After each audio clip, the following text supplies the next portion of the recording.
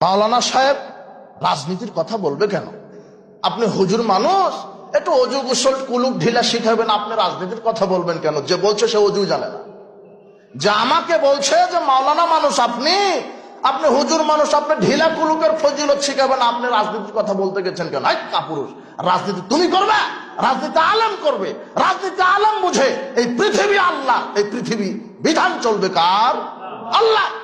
তুমি তো সামান্য মাত্র ৫৬,০০০ বর্গ মাইলের একটা ইউনিটের সভাপতি, তাই তুমি আমাকে বলছো রাজনীতি তুমি করবা? ওমর ইবনুল খাত্তাব ছিল অর্ধ পৃথিবীর প্রধানমন্ত্রী। বলো তো কি পৃথিবীর?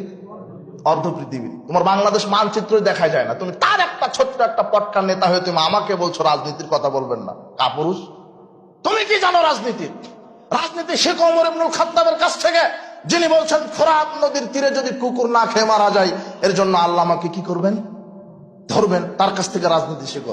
রাজনীতি শেখো ওমরের কাছ থেকে, যিনি আটার বস্তা কাঁধে নিয়ে ভিক্ষুকের বাড়িতে, ফকির মিসকিনের বাড়িতে আটার বস্তা পৌঁছে দেয়, আর তুমি সেই তেল আটার বস্তা চুরি করো। তুমি আমার রাজনীতিবিদ মানে?